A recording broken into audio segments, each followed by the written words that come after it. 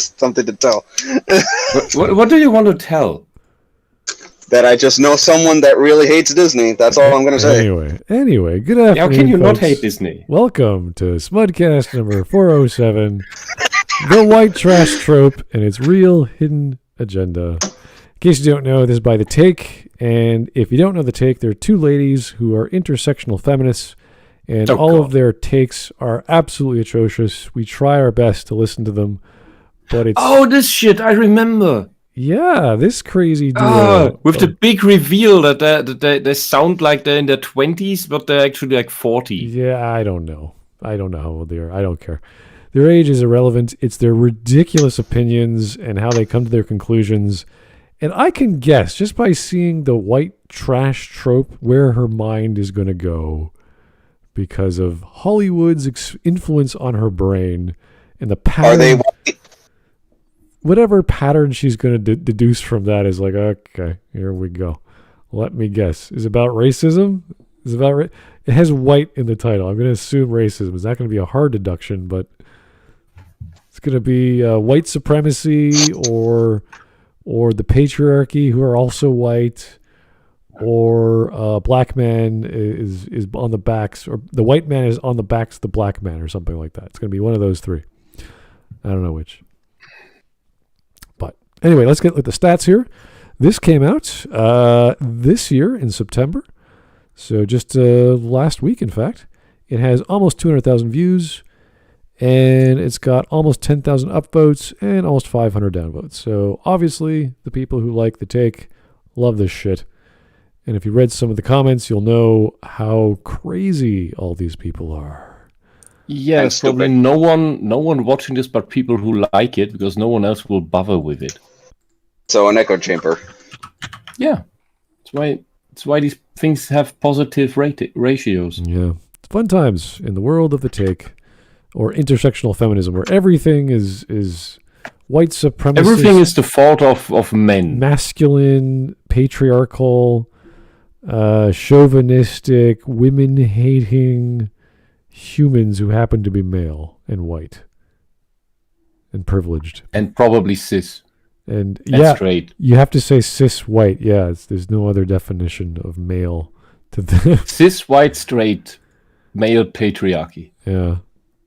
So, which already sounds quite specific. Yeah, I don't know why they have to have all these multiple categories to describe a person, but you just could say he's a white guy who's male. No, he's cis white. You could also just say normal Europeans or cis het. That's the word, cis het. Yeah, right. They can't say they have to include the sexuality because that's important for some reason. I don't know why, but apparently you got to say cis het male, therefore bad. So don't know how that works. Yeah, a normal man is bad. Normal man bad. Yeah, the standard. You have to be. Method. You have to be a deviant to be a good person. Yeah, the standard way of living in a society, regardless of your color of your skin, can't do that. No good. So. Feel bad if you are normal. We have to give lip service to people who are different than us, or in general, which is basically everyone. Yeah. Anyway.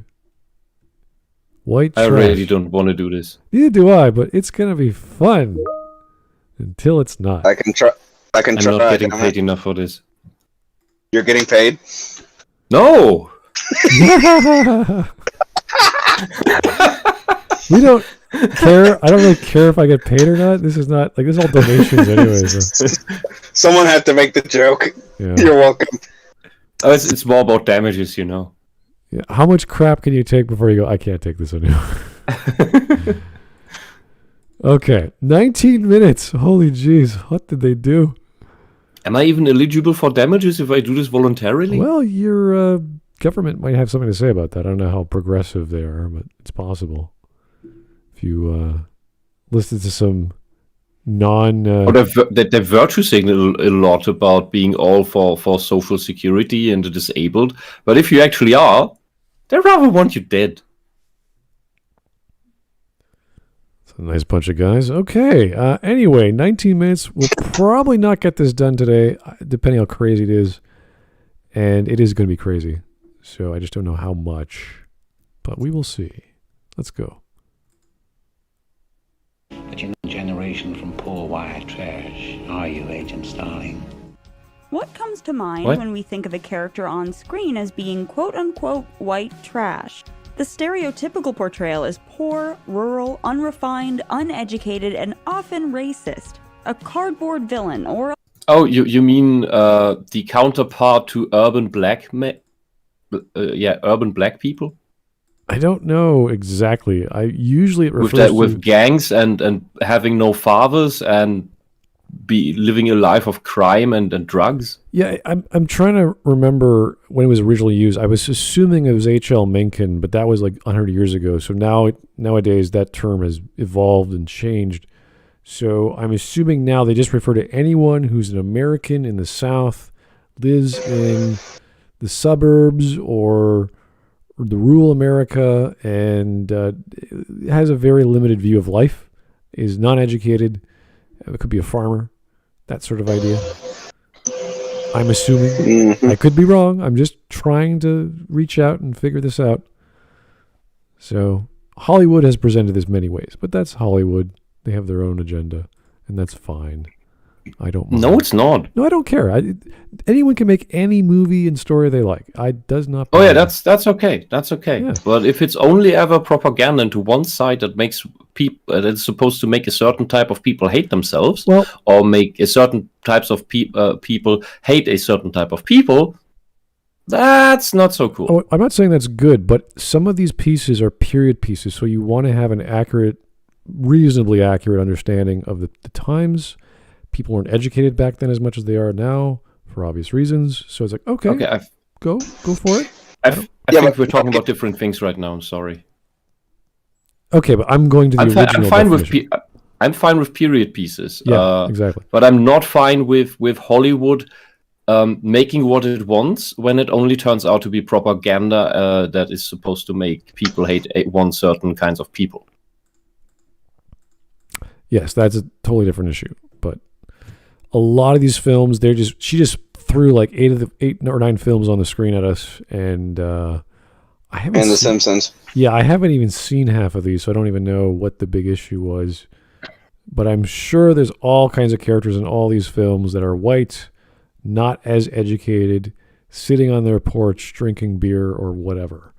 So good for them. I don't know if it validates them as white trash or American white trash or whatever. But I do like a beer.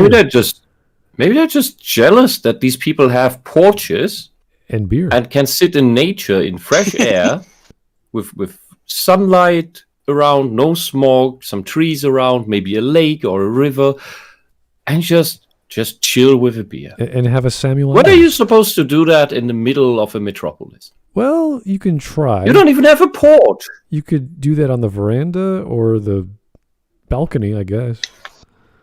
If you have one. If you have one, of course. If you're in a high rise, probably not. But you never know. It's living is different in America these days, as is in many parts of the world. But we don't hold it against Very them. different. It's just Hollywood. I don't take this too seriously, so don't worry too much. But we're going to see her take on the take about white trash. a laughingstock. Hollywood has used this trope as far back as the 19th. Okay, I don't think this is an example of white trash, but okay. Charlie Chaplin? Maybe she means the woman? She's gorgeous. I don't know what the hell, how she's white trash. I have no idea what she's referring about. She doesn't have shoes, maybe? I don't know. Something like that. Torn dress? Laughs, shock value, or to make other richer white characters. To Kill a Mockingbird is, okay, interesting. Really? Didn't think of that. I don't think Atticus Finch is a white trash, but... it's pretty much the opposite of that. Yeah. Are there other white characters in that movie? Oh, yeah, for sure. 'Cause I only heard about it. I never watched it. It's a great book, so it's the same idea. Very, very well Yeah, done. but it's mostly unknown in Europe. Oh, that's true. Okay.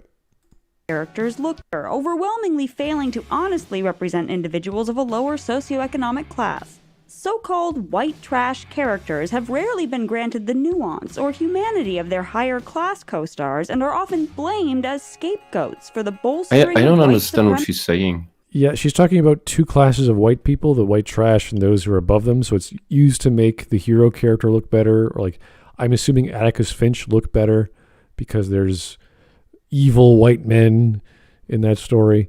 So he's the noble. Sorry? Does she mean the difference between the working class and the intelligentsia, or the managerial class, or something? Any class, or yeah. just the white versus blue collar stuff? It could be any class. We don't know exactly what class she's talking about, but it's probably you have that everywhere. I know, social it's economics. Also something you have with the black people and the Hispanics and whomever. Every region, every city, every village, they'll have all kinds of people, different dynamics of income and education. So. No big deal. Even though typically suffering due to their lack of means or education and aren't in positions of major societal influence. Today, more humanist stories are finally starting to change this picture. My whole entire life, I'd been told I wouldn't amount to anything. Well, you know what? Maybe I would. Here's our take on the evolution of white trash characters and the sneaky way that denigrating them has been used to reinforce upper-class white supremacy on... Was it just from Dracula? Whoa. Let's hear that one more time. Them has been used to it's not reinforce Dracula. upper-class white supremacy on screen. So, what? Wait a second. Oh my god. So she's trying to tell us that Hollywood over the years has been using white trash characters, secondary, tertiary characters, whatever, to uplift white supremacy in the main characters? What? Atticus Finch is white supremacy? Apparently, well, he's successful and he's meritocratic. You remember, this is a recent video, you say. Intersectionality has defined, this whole socialist thing has defined that whiteness is defined by meritocracy. So if you are meritocratic, if you work hard for what you want to achieve, if you actually put effort into your work, that means whiteness and thereby white supremacy. So the only way to not support whiteness is to be a lazy bum and not do anything and take social services or whatever. If you don't know the story of this movie, he's a lawyer defending a black man accused of rape. And rape and murder, I think, or just rape, I can't recall. So because he's doing his job and he doesn't care about his client's race, he's white supremacy? Like, what? If that's white supremacy, then we need more Atticus Finches around. That's a pretty good version of white supremacy. Yeah. Huh. All right. Somebody told me just now that they thought that you believed Tom Robinson's story again, Iron. Well, they was wrong, wasn't it? I've been appointed to defend Tom Robinson. Now that he's been charged, that's what I intend to do.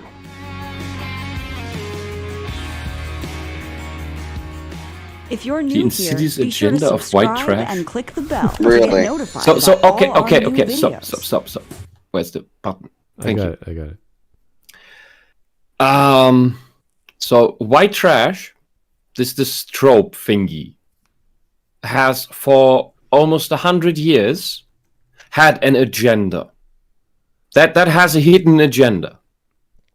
So there's a conspiracy going on here, yeah? So she has a conspiracy theory. But we are not allowed to talk about the open conspiracies of socialists and communists taking over education, universities, kindergartens, government institutions with their meetings and secret pledges and all of that. We're not allowed to talk about that because that would be tinfoil hat fake news conspiracy theories. But the white trash trope has a hidden agenda. Man, that's a pretty shitty agenda for 100 years. It didn't do anything. There are tropes about class for sure, like the low class trope. So that's pretty common, and she's just throwing on this race on top of that, which there is no trope that I could think of that is specific to race and trash. Like, I'd never seen that. If all these characters, these white trash characters, were instead black characters, she'd complain that it is a racist depiction of black people who are made to always look stupid, and the underclass and subhuman, yada yada yada. Yeah, you have the farmer character, or the guy, like we talk about classes in the city, but we talk about in the boonies, you have the farmers, the labor workers, the day workers, those sort of things. That's like, okay, that's a class economically, but not intellectually. I don't know why they group it that way. I bet my share of farmers, they seem like decent people, all over the spectrum of intelligence. So there's nothing to do. Maybe education might be more uniform. I don't know. But plenty of educated people working on a farm. I've met lots of those. Yeah. What people underestimate is to make your farm work. You can't be dumb. No, that's for sure. You have to have technology. You have to have discipline. You have to have a good. You have to understand. You have to understand how crops work, how to treat the animals right, what they need, care for all of that, and there's a reason you can study this at university, agrarian sciences, horticulture. Probably different name in probably different name in English, but bloody hell, this stuff is complicated. Yeah. It's not, and as and what we see when dumb people try to make a farm work, we saw that in the chess. Well, we have all kinds of villages and rural neighborhoods in Ontario, and for those people to work, they have to have specialists within 10 miles distance, roughly 10, 20 miles distance at least. So you have doctors, lawyers, dentists, every specialist on a farm, essentially. And they have little communities and little towns, and they break off in other little towns. But they're all within 10 to 20 miles distance to get from here to there. So that's just, you need that. And there's lots of programs to send doctors and dentists further north, and the government will pay you higher rates to go to like Northwest Territories or further northern in Quebec, to these communities that need them, because there's always a shortage of doctors and other specialists. So these things have been going on for at least 100 years. And this is how we have communities up there that have these amazing products that we don't get anywhere else. So this is part of being Canadian, at least as far as I can remember, like certain cheeses, certain soaps, certain wines. We talk about all the honeys and all the various kinds of maple syrups, berries you've never heard of before, fruits I've never seen. So these things exist for a reason, and growing crops and raising cattle and dairy cows and chickens and all this. This is all the backbone of what we get to have in our cities that we're just not aware of. So they're there. They're smart. They're hardworking people just like you and I. And they just live very far away. So yeah, and there's a German hobby that does require a little bit of money, but it's kind of a German tradition that is so ingrained with Germans that you only notice that it's a German thing when you go to other countries and notice nobody has this. And this is the garden culture, where there are different names for it. Schrebergarten would be one of them. And there's in most cities, there's usually some garden association that is a large plot of land that is where you can rent with the association. You become a member, and then you get a plot in this little a tiny plot in this thing where you can put on a small shack, and then depending on the rules of the place, do with it mostly what you like. And many people then on these tiny plots, they farm they farm whatever, like potatoes, cucumbers. Some hold a beehive, keep a beehive. All these various things, and some just make them pretty, and then have just pretty flowers and hedges. But it's all sorts of stuff, and these things are all over Germany. So people in Germany like to have, even if they live in cities, they like to have the little garden somewhere, like the little tiny green Elysium, where they can go and just sit down and just enjoy the fruit of their labor, even if it's just a few tomatoes or whatever you're growing there. Okay, let's keep going.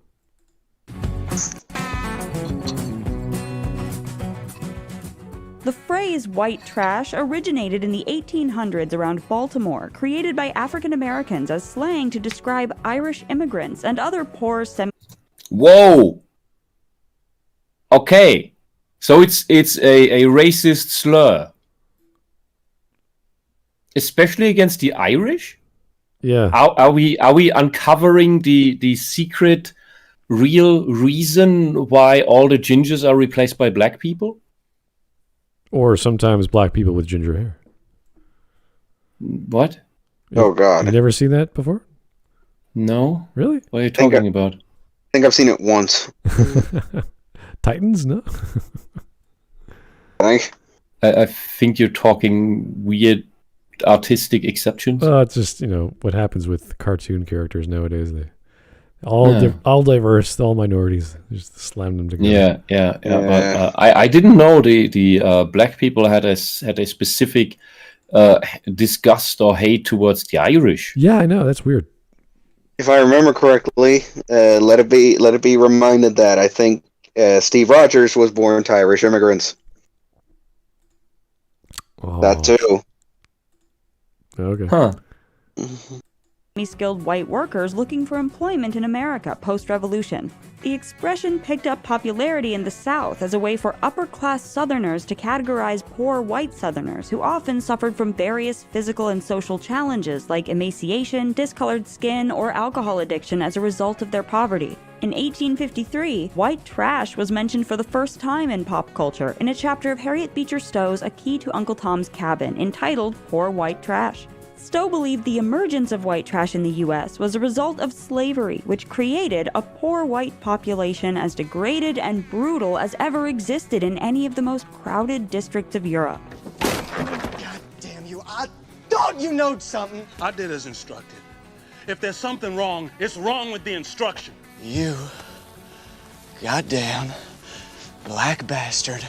In the decades that followed Stowe, pop culture depictions of white trash effectively created the idea of an inferior white race, thereby reinforcing the notion that there is a supreme version of whiteness to be sought after. Whoa. This is the takeaway of one of the earliest influential portrayals of white trash. Wait a second. So, what? She's taking white supremacism not as whites above all the other races, but there's two kinds of whites now. There's the bad kinds of whites, and then there's the less bad. Okay. This is insane. I have never heard something that insane. She just presents it as fact. I don't know where this is coming from. What? Citation, please. Oh boy. I want citations for this madness. How many people watch this? Yeah, how many views does it have? Oh boy. I don't know. Almost 200,000 views, but whoa! I'm getting a drink. That was hard to read. I gotta rewind that. Sorry, hard to listen to. The thing is like even it's like in any kind of situation like this, it's just common sense that this isn't everyone, and yet these morons depict it as if this is everyone in a given group. And, it's not. And this is all about Hollywood's use of the term or supposed use of the term and her interpretation thereof from films as far back as Charlie Chaplin in the 1930s, which I'm a little skeptical. Maybe not. I don't think there was much room for racism in those films. And also the very obvious things that tropes and stereotypes are not inherently offensive. Well, yeah, there is no, that I can think of, I have never encountered the white trash stereotype. It's always the attitude of another character looking at a person of a different class or a different, I don't know, lack of manners. They say, oh, this person's not becoming, he's not a very attractive fellow. Not that they're a trashy black man or a trashy yellow man or like, no, that's not a pattern in storytelling. That's just how someone might describe another or refer to someone. So yeah, I literally just heard the trope white trash literally today with this video. I'm just like, really? It's not a pattern that I know, so I don't actually think it's a trope. So. Can't bloody believe this shit. Anyway, let's hear that one more time. In the decades that followed Stowe, pop culture depictions of white trash effectively created the idea of an inferior white race, thereby reinforcing the notion that there is a supreme version of whiteness to be sought. How? How? No, there's just people that are assholes. How is this supposed to work? That if you think there's an inferior white race, that there has to be some better one? Or to be sought after? Okay. How about this? Because we can immediately switch this around.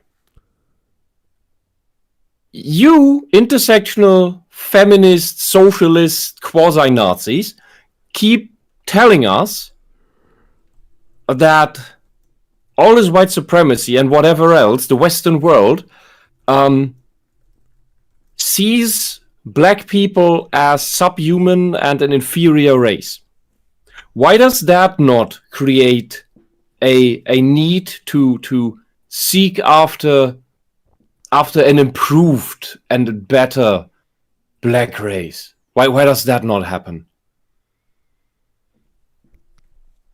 Aside from we actually seeing black supremacists going around and crying for a white genocide and that they want to take over and all of that crap. Racism is not independent of being white. There's plenty of racism to go around within every race. I know that. Yeah. So just look at the Middle East. Mm-hmm. Right. So look at China. I mean, does anyone colloquially think, oh yeah, I have neighbors or friends of neighbors or whatever who are inferior to me because they live on a farm? I don't think so. These people brought their kids to school like everyone else. It's by law. You have to do that. You can't just keep them in the farm all day. So if there's talent gets nurtured. Good parents do that. It's really up to their lifestyle and choice in life and what they decide to do with themselves. I don't know where this is coming from. Maybe obviously options in the past 200 years were different. People didn't have opportunities. If you just made it up. I don't know. It's hard to grasp this, but I don't know what she's getting at. Citations. Yeah. I never heard this before. Give me citations. Anyway, Hollywood taught her this, apparently. So, where does Hollywood have this from? Yeah, which movies did she get? I really want to know the films. That'd be great. Anyway. Thank God. Portrayal trash on screen in 1939's Gone with the Wind, which makes a clear distinction between the white upper and lower classes. So? Acting like a wet nurse to them low-down poor white trash. When Scarlett's perfect lady of a mother, Ellen O'Hara, must report on the death of lower-class Emmy Slattery's baby. Your child has been born and mercifully has died. At first glance, it seems odd for Mrs. O'Hara, a Catholic woman, to respond this way towards the death of a baby. But with this comment, Ellen O'Hara is elevating her own status as a better kind of white person. Wow. Whose children were born or she's just an asshole. Wow. Maybe she's just a sociopath. Maybe she's just a complete asshole. Yeah, there's a thing of being a rich prick. This happens a lot in stories. I think that's a pattern in tropes. There's always the hoity-toity. I'm the intelligentsia. I am the smart one in the room, and oh dear, I am better than you. Yeah, that's it. That's it. It's not I'm better than you because I'm whiter or whatever. Whatever the hell that means. Oh boy. It's just I'm better than you without any clause, without any causation attached. It's just a statement. It's a matter of fact. It's not based on race. It's based on whether or not the person is just straight up evil. Yeah, like Anna Kasparian. Jeez. She said it. I know. I was just quoting her. I know. Still, let's not go there. The correct stance is, yet who is generous enough to show charity to and concern for her inferiors. On another level, her reaction even betrays how there was a fear among 19th century Southern aristocrats that corrupted whites, such as Miss Slattery's baby born out of wedlock, would cause their Anglo-Saxon race to degenerate. A more featured white trash figure in the film is Badwoman Belle Watling, who's explicitly specified as trash compared to ladies Scarlett O'Hara and Melanie Wilkes. Go on, you trash. Don't you be pestering these ladies. Writer Chuck Stevens compares Belle to a walking vagina because of the alluring color of pornographic pink she is dressed in, again emphasizing the anxiety that lower-class white Americans would threaten the purity of middle and upper-class whites. Wait, wow. Purity? Really? The pornographic pink? Is that the thing? Because just we're talking what years does this play in? 1800s? The film is late 30s. But that's when it was made. But when's it play? In what year does it play? Oh yeah. Wait, this is Gone with the Wind, isn't it? Yeah. 39. Oh, okay. It plays in actual 39 where you have horse carriages. Well, no, the movie came out in 39. That's what I'm saying. Yeah, I'm asking when does it play, not when was it made. Well, that I don't know. Sorry. Okay, because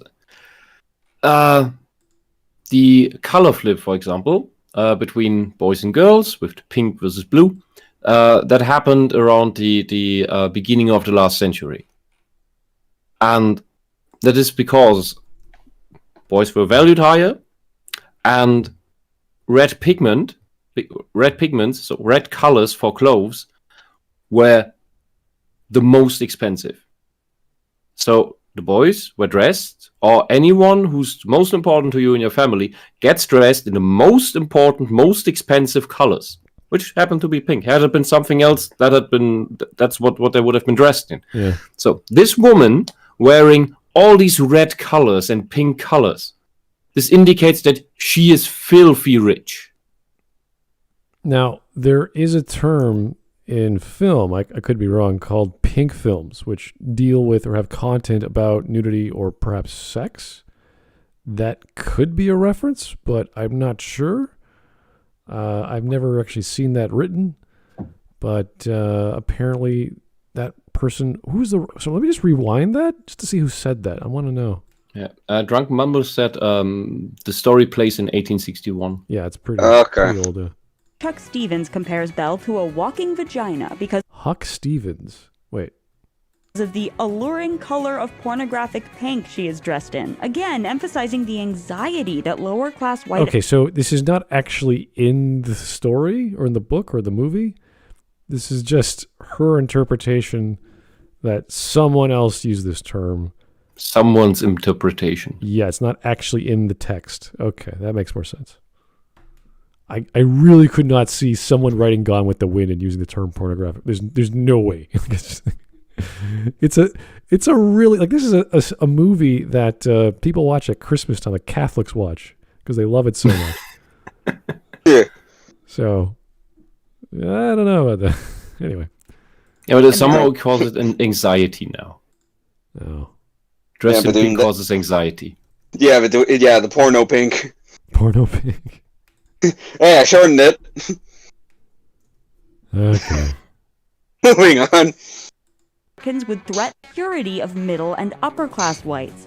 Through Belle, What Gone purity? with the Wind also demonstrates how the black characters are only allowed to scrutinize poor white Southerners as long as they are protecting the status of the upper class whites from being brought down to the level of white trash.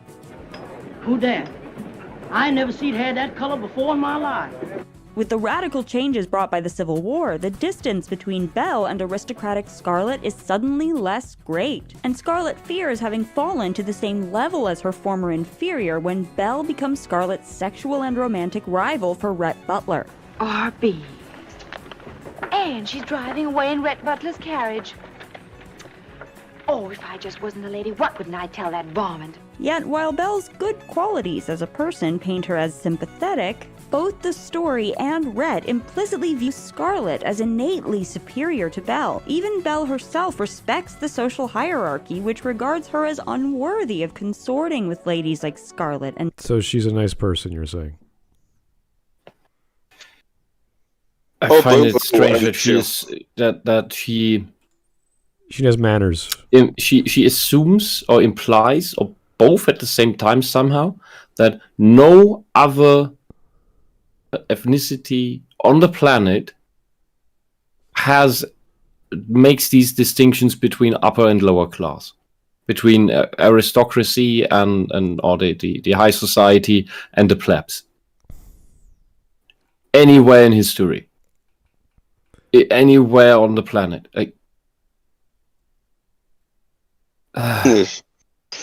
Well, it's usually a target of conversation about racism because it's on a plantation. They own slaves. They're rich. It's a love triangle going on. So it's like, okay, fine. Yeah, it's kind of... There's tons of Chinese stories going on about some high society boy or girl falling in love with a lower class boy or girl, and it's the story of humanity.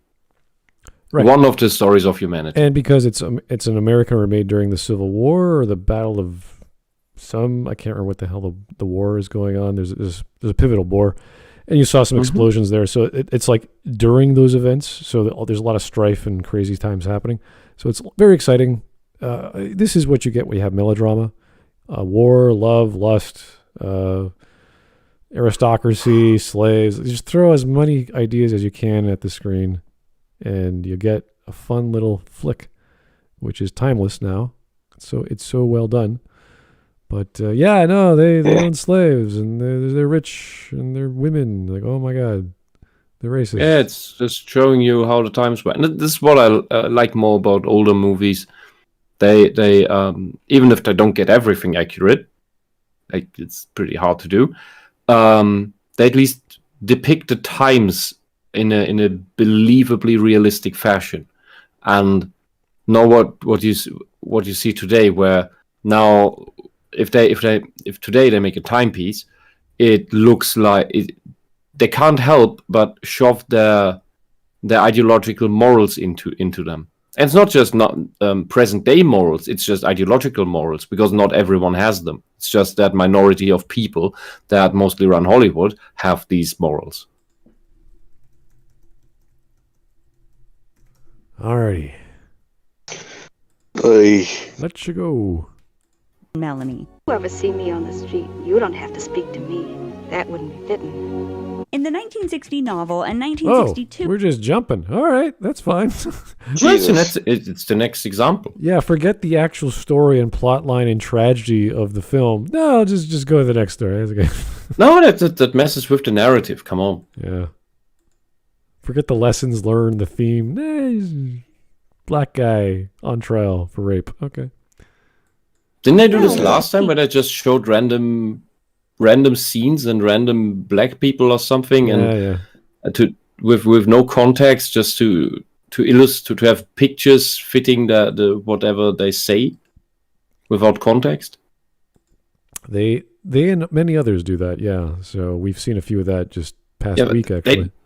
They almost elevated it to an art form, or at least the editors did. Oh yeah, the not Veritas Joe guy, just random shit on the screen and just talk about. By the way, I'm not biased, but go watch Veritas Joe. He's amazing. Okay.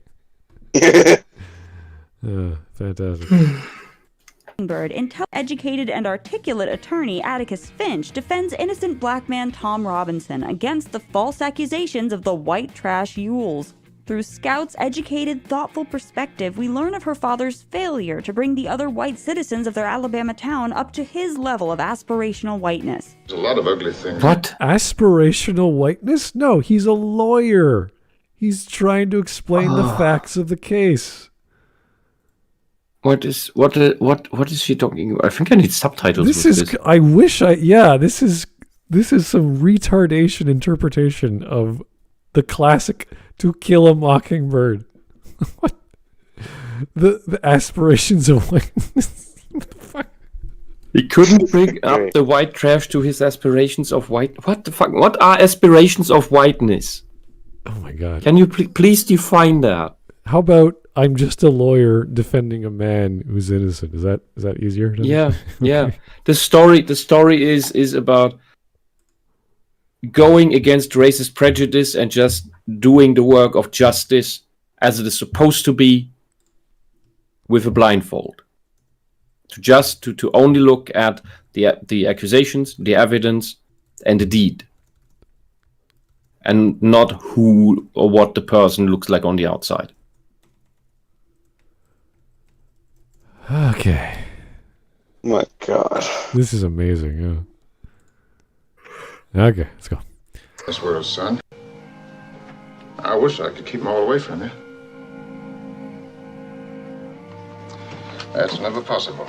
The story accurately pinpoints how the unattractive qualities of the Ewells and others like them are a result of the extreme poverty that affected white Southerners in the 1930s.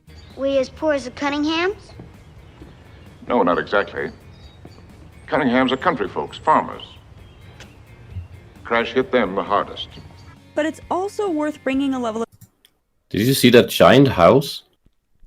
Yeah, he's not exactly poor, but that's one of the messages that people are not well-to-do in general. And this is during the 1930s or the 1920s. I don't know exact time period. So they're talking about the Great Depression. The Great Depression, right? So, yeah.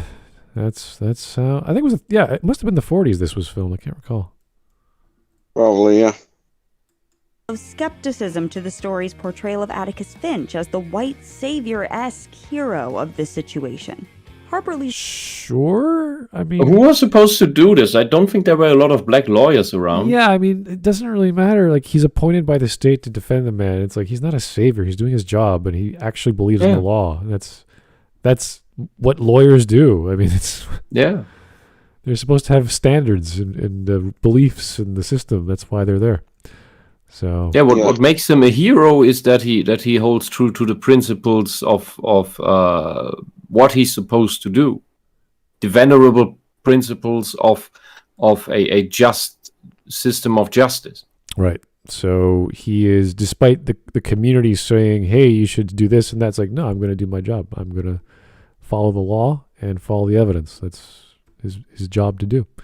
So.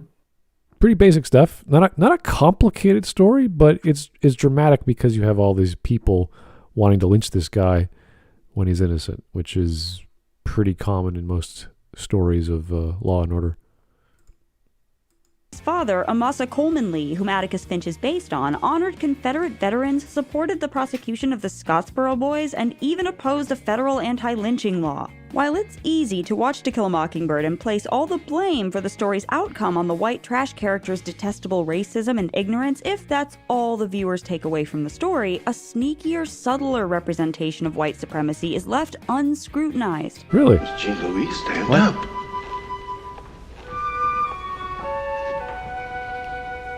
Your father's passing. 1998's Mississippi Burning falls into the same pattern of story. Wait, what was the problem there? So what is the white supremacy scene you're talking about? This is a great scene. What I don't understand so what does the scene have to do with what you just said? Because what is she thinks it speaks for itself or something, or we should just know what the white supremacy stuff is? Yeah, she's just leaving it off. She just makes the statement that it's a white story for that in a sneaky way portrays white supremacy as a good thing.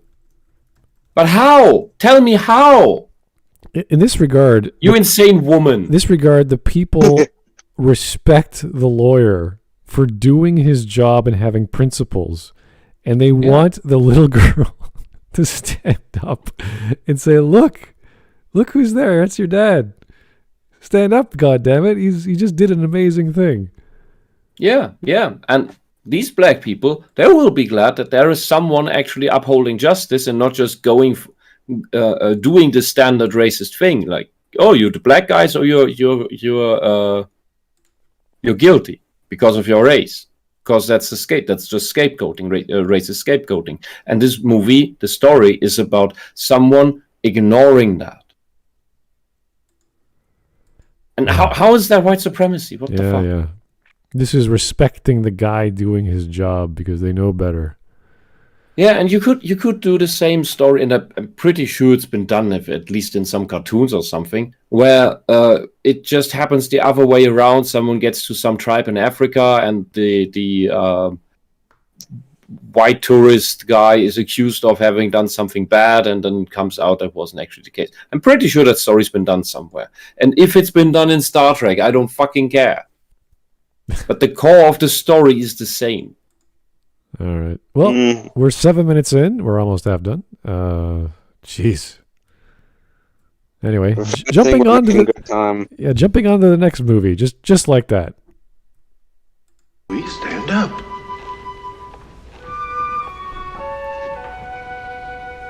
Your father's passing. 1998's Mississippi Burning falls into the same pattern of stories that utilize the white trash trope in order to serve a white savior narrative. The film represents the white community of Mississippi's Jessup County as second-class citizens who need to be set straight by FBI agents from the North, Ward, and former Mississippi sheriff who left, Anderson. So we got two cultures down here. White culture and the colored culture. The rest of America don't see it that way, Mr. Mayor. Because the story focuses on the agents nobly swooping in with their superior white status in order to rescue the black... Their superior white status as FBI agents? They're members of the government. And, usually when people from some other part of the country where the culture is different get to another part of the country where the culture is different from where they come from, they're quite immediately seen as foreigners. They can be of the same race, same skin color. But they will be noticed as that. As a North German, try to go to Bavaria. They will immediately know you are not from there. Well, I just imagine these two dudes were black. I mean, what would be the argument then? Yeah, but or come from Berlin to the Ruhrport, like Frankfurt, and or Cologne, and they will know you're not from here because you talk weird, you move weird, you have weird assumptions about how to do things. You don't know what words mean. You will be an outsider, and they will treat you with suspicion for that reason. Yeah. It's a common thing with I think I don't know if there's a name for it, but I've seen it often enough to assume it's a trope where some government clown comes down into village or into town, and everybody knows this guy is not from here, and nobody's working with him. All right, here's JS. Thanks for the $1. Fact check. The Ewells in both the book and the movie are portrayed as morally reprehensible, and the whole point of To Kill a Mockingbird is to contrast upstanding black citizens against the backdrop of disgraceful whites. Sure, that's fine. I'll take that. Yeah. Anyway, the FBI are good because they're white and superior or something. I don't know. Oh my god. Characters, it fails those black characters, representing them only in the context of their suffering, with flimsy backstories and often without names. And the white trash characters function as antagonists not only to Jessup's black community, but also to Ward and Anderson's better whiteness. This is how elite white supremacy attempts to seduce the blatant... No, it's elite white supremacy. So, foregoing the suffering of black people is bad, and showing the suffering of black people is bad. Is there a way out of this? Or is everything these socialists say a Kafka trap? I guess when they say white supremacy, they actually mean elite. So no, but she says elite white supremacy, so it must be a different white supremacy from the normal white supremacy. Maybe she's just mixing terms and just using adjectives now. I think she's just going into hyperbole to make everything seem more extreme and more bad. That's pretty much it. She's just showing other examples. Now we have FBI agents. Now we have lawyers. It's like these are the elites of the white supremacists. Soon we will have the hyper elite, the hyper elite white supremacy. Elite, yeah, just uber elite. Yeah, oh God, the uber human elite. The president is going to be coming on and saying talks about the whites being superior or something. I don't know. The presidential white supremacy. The presidential.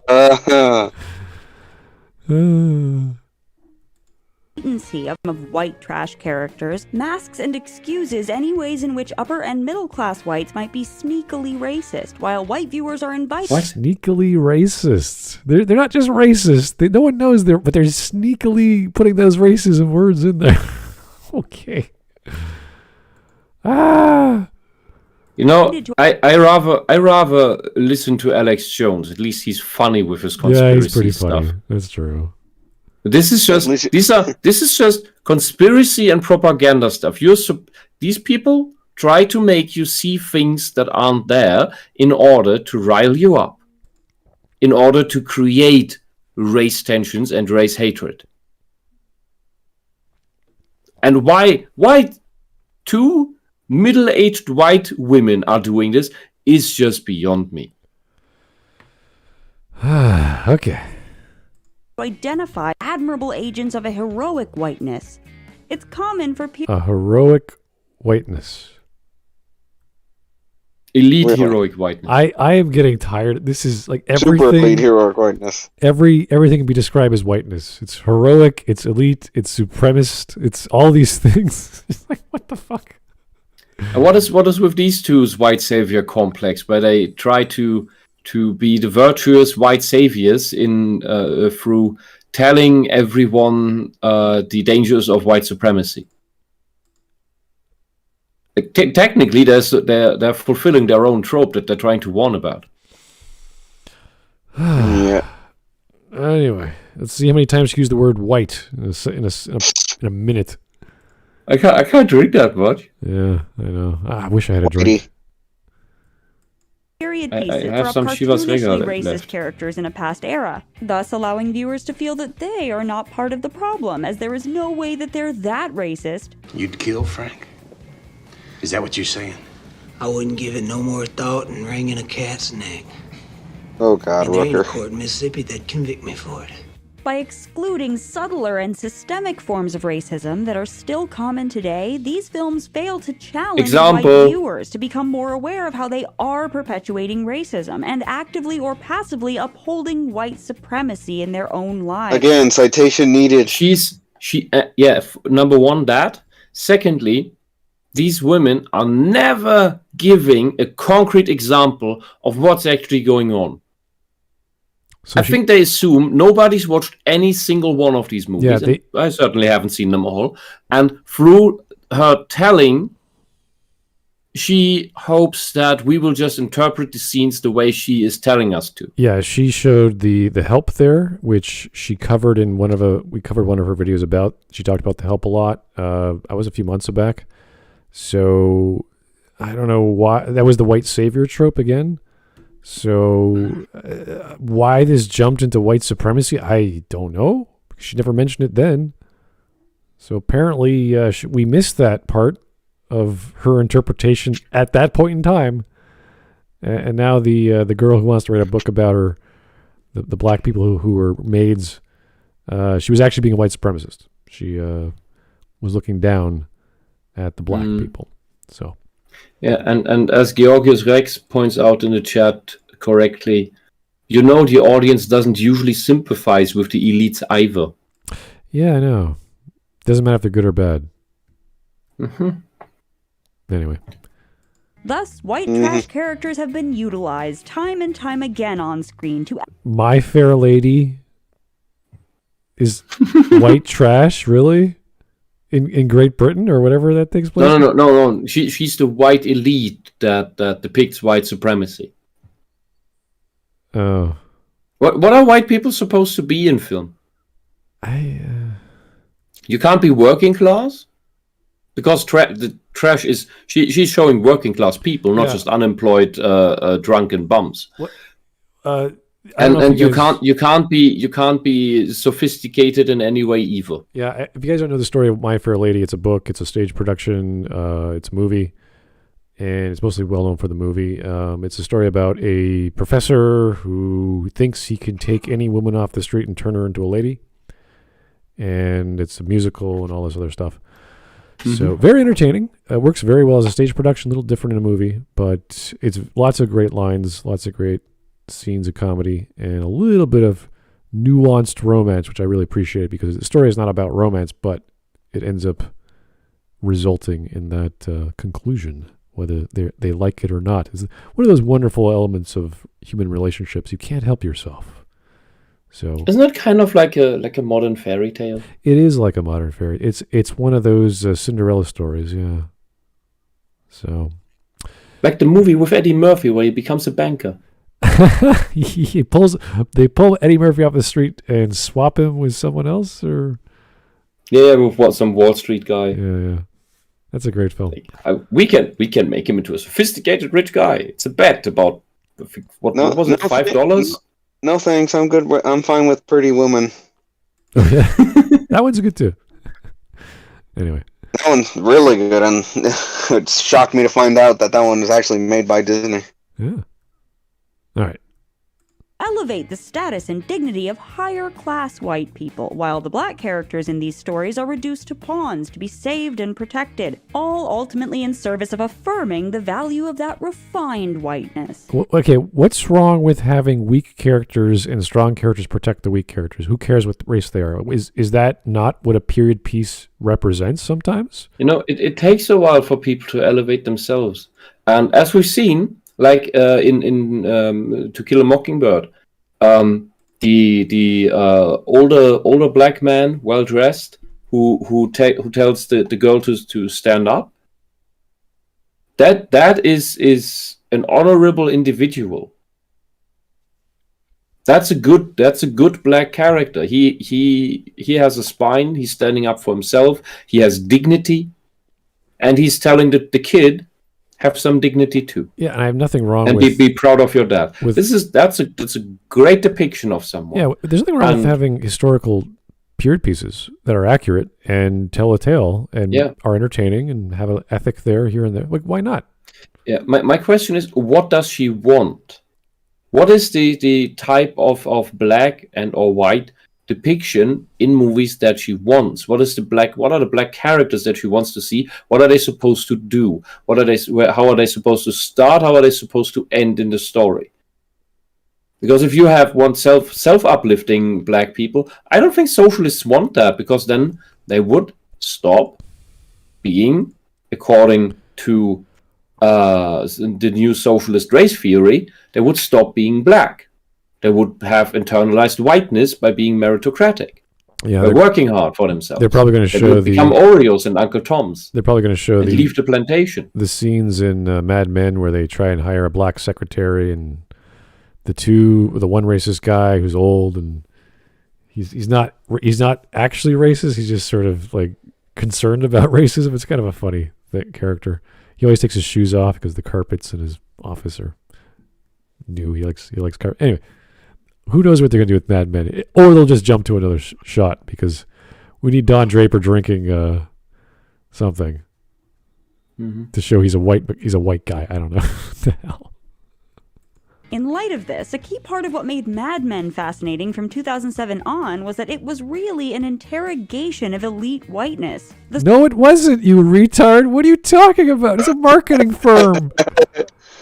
It dealt with racism, but that was like a few episodes. It was only a matter of time before Smut exploded. This is ridiculous. If you guys have ever watched Mad Men, it's a really fun show about a bunch of guys trying to sell products to other people by getting contracts with those other people. It's like, I'm going to make you money.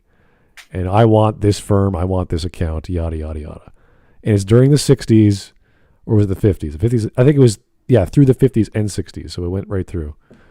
And there was a scene where they're going to hire, because they want to be diverse. Even back then, they wanted to be diverse. They were going to hire a bunch of black people. They had to leave their resume. There were all these black people in the foyer waiting to get their resume and to get their interview. And they had to say, "Oh, please go home. We'll figure it out from the resume and call you if we're interested." They eventually hire one. And the older gentleman who broke away and made the new firm with the other guys said, "Why is there a black woman in the secretary's position? And we should never do that. It's not going to look good for the company." He's like, "What? Are you racist?" Like, no, I'm not racist, but it's not going to look good for people being comfortable with black people as a secretary, or something along those lines. So there's other great scenes, but it's not about that. That's just one scene of the show. So anyway. The story of Don Draper's rise from poor white beginnings to becoming a successful Madison Avenue ad man who feels like a fraud is, according to show creator Matthew. He doesn't feel like a fraud? What are you talking? Why don't you just poor beginnings? Why is it to be a poor race beginning? Yeah, I don't know if he starts off poor. I don't remember the intro, but he fakes his name as a war veteran for clout, I think, but he's not. He is the best salesman they've got. Everyone knows it. He is so full of confidence. Maybe I'm missing something. Maybe I missed parts of the show. But he is so confident in selling. It's all about relationships. It's all about the relationship you have with your client to make sure they're happy, they're getting what they want, they're doing the best they can. And it's always... this is what you do when you're a client-facing job. It's called being in accounts. And I don't know if guys have ever worked in marketing, but there's accounts, there's the devs, there's print, there's digital, there's all these areas. And the account holders deal directly with clients, making sure what they get is delivered on time, their projections are good, and the advertising budget's right on the money, and they're getting the numbers they want. And if there's a problem, they talk to everyone else and figure it out. But it's all about that relationship. And once you get that relationship, you hopefully have it for life. And that's a lot of the conversations and the problems of these people is they lose accounts because there's a more competing firm, or the firm bought each other out. Now they're a big firm and they can have better rates than everyone else. But with Don Draper, it's all about him and his relationships with those clients. So, anyway. Weiner, a tale of becoming white. That's the definition of success in What? America. Becoming a wasp male. What? A wasp? Really? Are you serious? Becoming a white man? What? I don't. You're not Michael Jackson. Okay, so if you guys don't know what a wasp is a white Anglo-Saxon, right? White Anglo-Saxon professional. Well, Protestant professional, yeah. The P Protestant, could be many things. Bad. Yeah, you're right. I'm sorry. I'm not fluent with your stupid American acronyms. That just bullshit. Yeah, that's fine. We know they're stupid too. Yeah, they're pretty silly. But like we have caker, for Italians, So there's all kinds of terms like that. I don't really think that's the definition of Don Draper, really. So. Holy crap. Guys, watch Mad Men. Just watch an episode and see what you think it is. It's nothing to do with what she's talking about. I'm just not in the least. It's only these far lefties who are so obsessed with all these racial terms and racial slurs. Right. In my daily life, I do not come across anyone else but radical lefties who always talk in racial terms. Okay. Everybody's just chill, having a good time. And these people that always talk about race, maybe they're racist. Yeah, and it always starts with the cishet male doing something. Oh no, normal men. Yeah, normal people going about their business. Okay. Mm-hmm. But I know what it feels like to be out of place. There's something about you That tells me you know it too. What? What was that scene? What was that? The point of that scene? Tell me. What? That's the thing. They don't tell us. They keep it. They don't have. They cut. They don't have real scenes. They don't have real scenes, so they show random crap. They just cut, and you're like, what am I supposed to take from that? They appeal to the audience's ignorance. It's getting annoying. Wow. All right. Here we go. The comedy movie. When the white trash character isn't a one-dimensional villain, they're often a laughingstock. That's my credo. No regrets. Movies you like just We're keep the Millers or talking in White Trash consistent and plural? Joe Dirt picture poor, uneducated Americans for comedic effect, and typically it's their These are trashiness that's the caricatures. butt of the joke. Yeah, these people do exist, unfortunately. They said we had to wait 5 years for a healthy white baby. Comedies that involve likable white trash portrayals often feature those characters outgrowing their class status in tales of self-improvement. Across the pond, My Fair Lady follows Henry Higgins teaching Eliza how to present as a refined upper-class lady. The film underlines that he's wrong to overlook Eliza's value and see her as his creation, yet it's only really after her class transformation that he or the audience is encouraged to view her as a serious person worthy of our deep respect.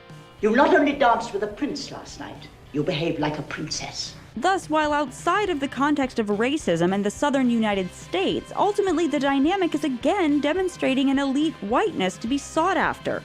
Similarly, in Pretty... No, okay, wait. The story... There we go. The story is about a professor who thinks he could turn anyone into a lady from the street. And he does. And he's all like, I'm amazing, I'm brilliant, I can do it. And he ends up falling in love with her because he's so intellectually, he thinks he's so elite. You know, the ivory tower, I could do this. And he realizes he made her so charming that he was attracted to her. And she, through all her faults and failings, because she was fighting the process of becoming a lady, but you know, if you're on the street and you're getting room and board and food, it's like, okay, I'll do whatever the crap you want. Ends up caring for him. And the way they show it is rather mature. It's rather cute. It's not romantic. It's not, sultry. There's nothing like that. It's just this really mature, because she's raised to become, or she's taught to become mature, which is brilliant. Mm-hmm. So, lots of great musicals in that movie as well, or the stage production rather. I mean, would she be happier if she had been a black woman from the street that would have been turned into a lady? Would she be satisfied then? That would have been even. I would have liked that even more, because then you have this very genteel, aristocratic-like behavior from this woman they wouldn't expect, and that'd be great. I would love to see that, but probably not in that time period. That wouldn't work very well.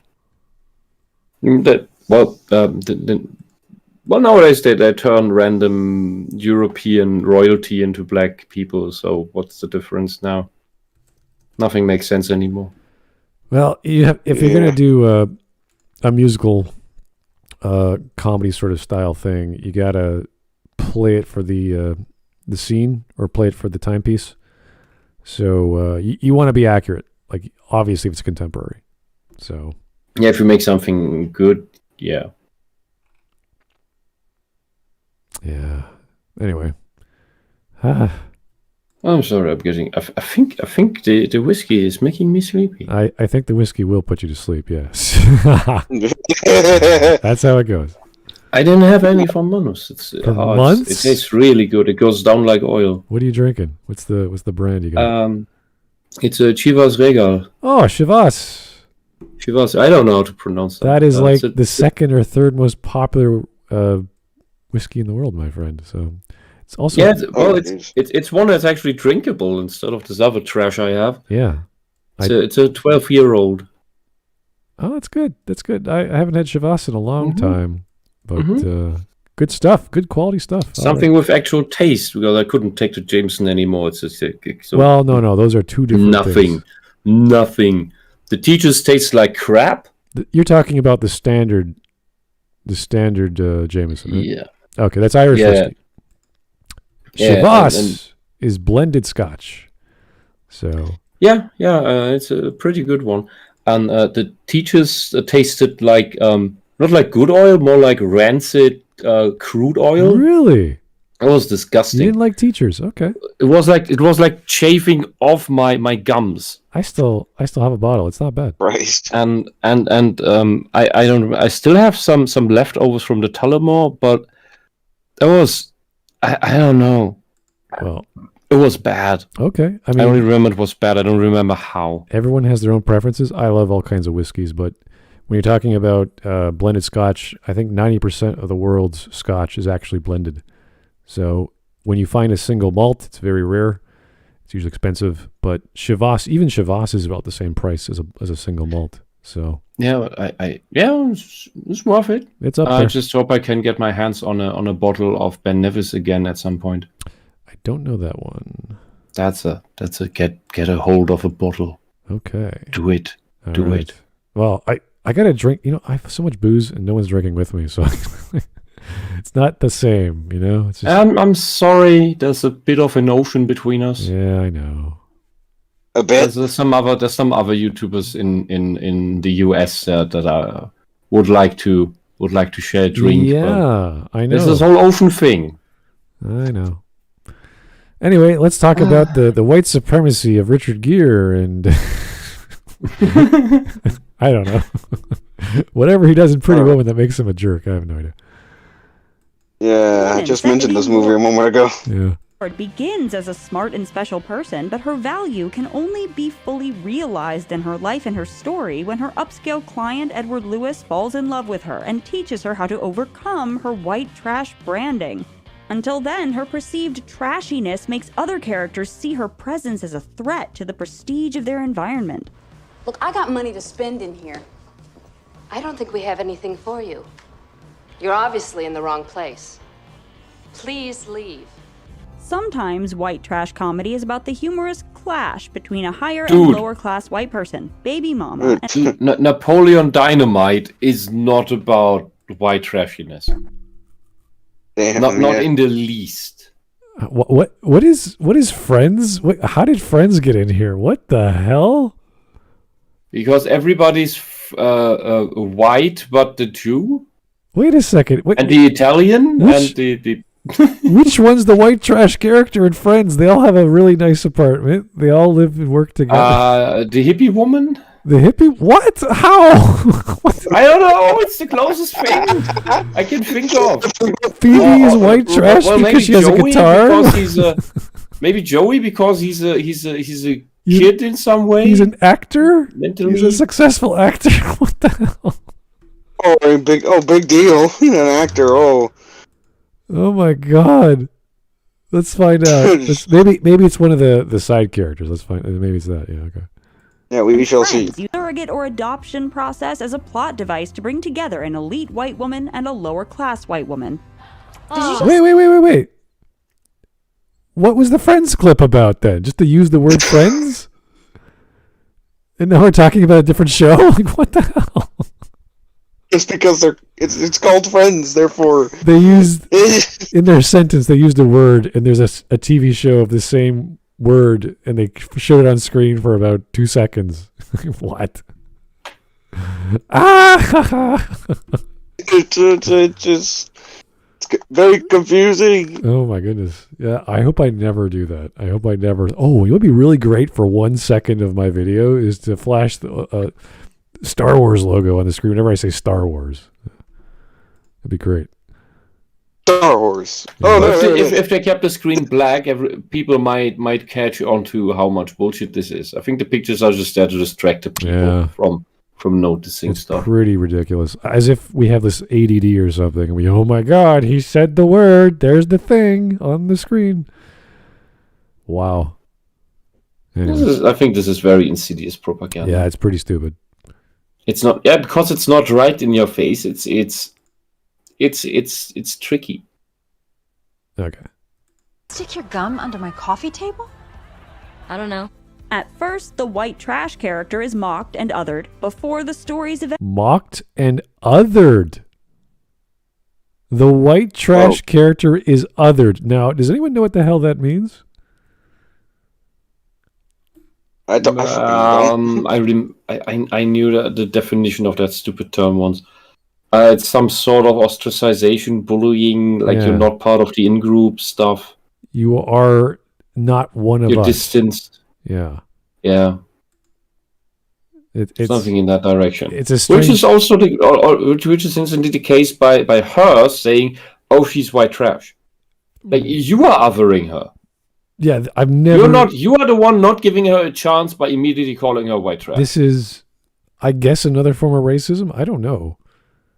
Well, it's definitely prejudice. Yeah, at the very least. But the thing is, when we watch these shows, we don't see it that way. This is the problem we're trying to wrap our brains around. Like we wouldn't even think, oh, this person doesn't belong here. Yeah, that's the kind of the point of the show. Is she's this weird character in the scenario, like My Fair Lady, and you see her growing into that slowly, and she's acting the way she's not supposed to act. That's the point. So the same scenario here, only different context, different character, different setting and time zone, that sort of thing.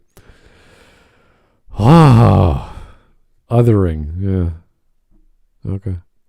Eventually showed the divide being bridged. But again, this largely happens through the lower class white character gaining an education of sorts via this relationship, which allows them to achieve more awareness and sensitivity and overcome their more extreme white trash tendencies. I want to thank you. I didn't like it sometimes, but you made me grow up. I know I was supposed to help you have a baby, but you ended up teaching me how to be a mother. Ultimately, it's yeah, you know, the basic story behind that is turning the poor girl into a princess. It's the same story. Yeah, you learn. It's just an adaptation of the same story. Yeah, you learn things along the way, and you learn to appreciate and respect the other in both instances. Okay.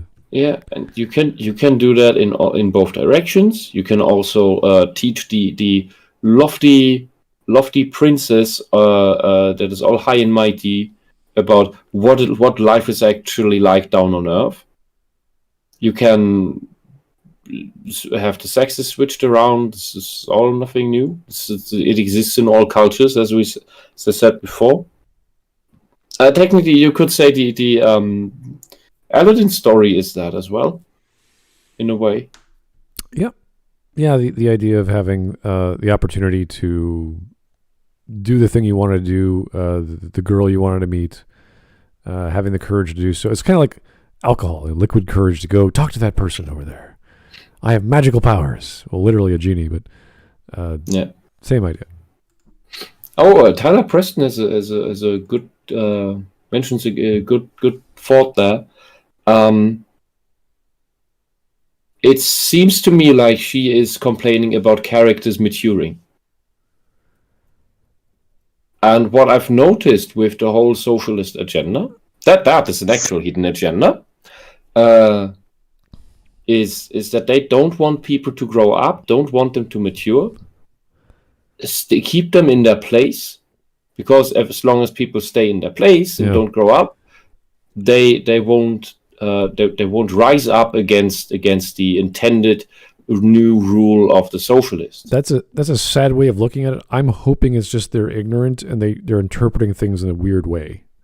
So, well, I lived and grew up in a socialist country, and that's kind of what they did. I know, but this is like intersectional feminism specifically, which is socialism. Which is it's just a new tool. It's part of it. I'm not saying it's not, but you can't just say they're socialist completely. Right? You have to actually take their... No, they're useful idiots. Oh, we're not saying they're not stupid. Okay. It's like Kurt Vonnegut. He was a useful idiot. But we have to take... He fully understood that the so-called liberals of the United States are not liberals at all. They're authoritarians. And he criticized them for all the right things. But at the same time, he did not understand that they are actually socialists, and at the same time said that this was, I think, in the 70s or 80s or something. I have to look up when he said that. Yeah. Well, socialism and communism are really good ideas. They just haven't been given a good chance yet. I would rather listen to the value of her arguments and use those as opposed to defining where she came from, because we know where it's from. I'm just trying to explain that there are people who can see some of the bullshit that socialists are doing without realizing they're complaining about socialists, while at the same time thinking socialism is a good idea that should be pushed. Oh, I see what you're saying. Okay. And they can be very smart people. Oh no, yeah, no. Vonnegut was an accomplished author, but he didn't understand this. Yeah, there's plenty of people who have the right ideas, or the right heart. They want to do well. Yeah, and they're not stupid, but they haven't actually considered what they're talking about and why. And I see that. Yeah, they haven't understood what they're talking about. Yeah, I see that with new teachers, especially in Ontario, because they're taught to be inclusive and nice and open and to all manners of life, which is fine, but then it's this legally required sort of speech, which which in practice turns them into socialist agents. Which whether they believe in it or not, but they're compelled to do it now. And you know exactly how they're going to vote. There's degrees in Canada. We have like not too many political parties, but it's always going to be left leaning. And it's just what flavor of left leaning do you want? So, yeah, those are our teachers, guys, and good luck to the kids out there. So, anyway, important for comedic portrayals of poor working class whites to not lose sight of the humanity of those characters. I was suddenly reminded of that video we covered about trash food or junk food or whatever it was. Yeah, and it was about like hot dogs and Doritos and all kinds of other weird things. And it was like hell. It was like snack food almost. Yeah. Yeah, and deer. Yeah, deer is junk food. Pate. I had to eat deer but several days a week. I was such a poor son. Oh my god. You fucking princess. The fuck? Alright. Shameless is built around deriving comedy from the often shocking life events of a poor white American family who, on the surface, check off almost every characteristic of the classic white trash trope. We're gonna white trash this shit. And sometimes gleefully embrace the problematic stereotypes. People say, you can't drink your troubles away. I say, you're just not drinking enough. But it shows immense sympathy for its characters and pays tribute to the strong family bond they've formed in their adversity, even at times bordering on romanticizing their poverty. The show is purposefully not in the South or other rural areas of the country, as showrunner John Wells wanted to emphasize that families like the Gallaghers live 4 blocks down from you and 2 blocks over. Most importantly, it realistically dramatizes how the Gallaghers strive to overcome their circumstances but usually fail to, because of the impossible cards they've been dealt. The ghetto girl thinks she can live the American dream, huh? The second oldest child, Lip, is pretty much a genius, and initially seems set up for a Goodwill Hunting type rise when he gets a college scholarship, but the bad habits he's learned and inherited lead him to self-sabotage, and he's sucked back into the Gallagher orbit. So you just explained, oh god, the Ozarks. So you just explained to me that there's white supremacy, but most white people are white trash.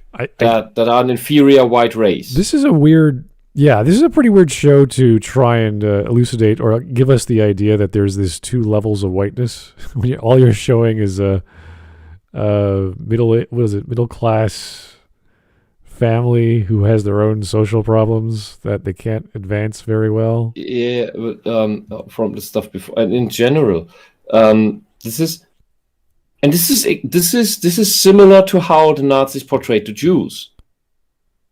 They said they saw the Jews as beneath them, as trash people, as filth that lived in a filthy way, and they were too dumb to have conversations with and address any issues and any critique. That was how Nazis saw the Jews, and at the same time, they saw the Jews as this hyper competent, world manipulating race that was pulling all the strings and therefore parasitized their good culture. Yeah, they were brilliant and also stupid. It's like, what are you talking about? Yeah, and she is trying to explain to us that white supremacy is tons of really trashy, dumb people and some really hyper competent people that pull all the strings. Like, if the majority of white people suffer under white supremacy, maybe it's not white supremacy. Maybe it's just a corrupt culture we live in, regardless of race. Or in this case, a person from a middle-class family who's very bright, getting a scholarship, but has social issues that he has to deal with, which has nothing to do with class. Mm-hmm.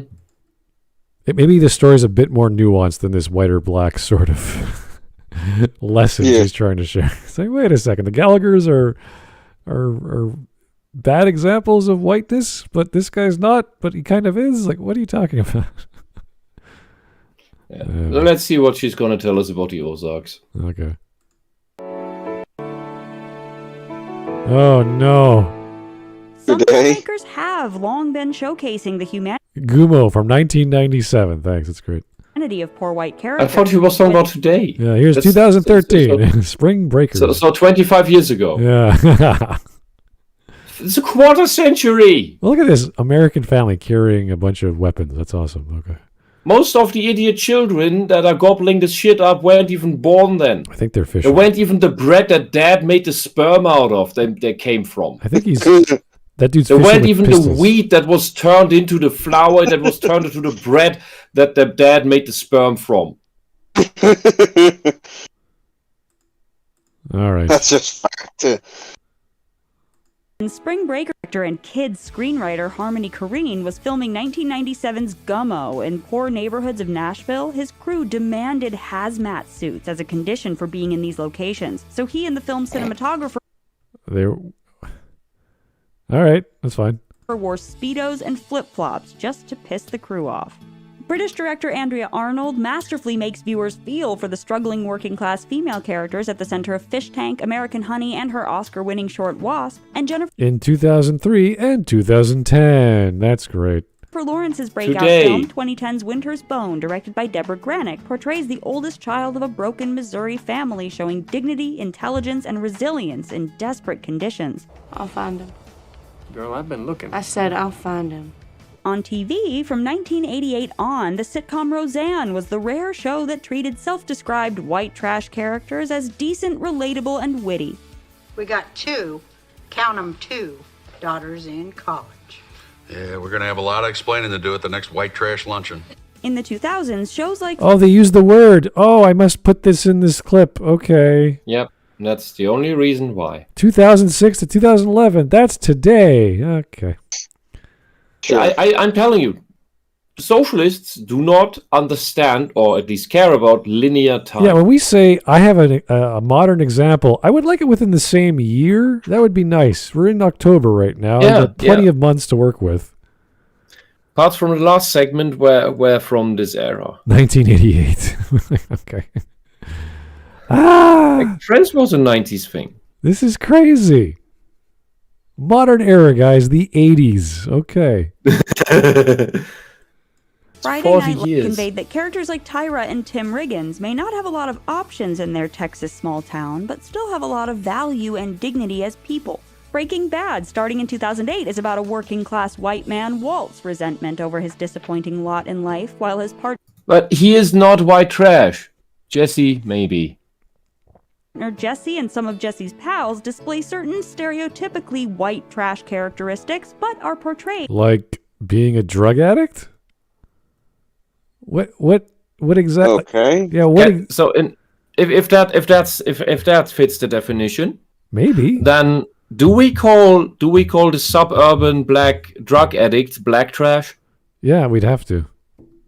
I mean, let's just build an equal society here, a fair society where everybody gets treated the same for the same stupid behavior. Let's just call them black trash. Okay. Bullshit. Here is. That's what's really going on, isn't it? Yeah, this is getting silly. Here's the Mechanist. Thanks for the $1.11. My Mexican family is very snooty.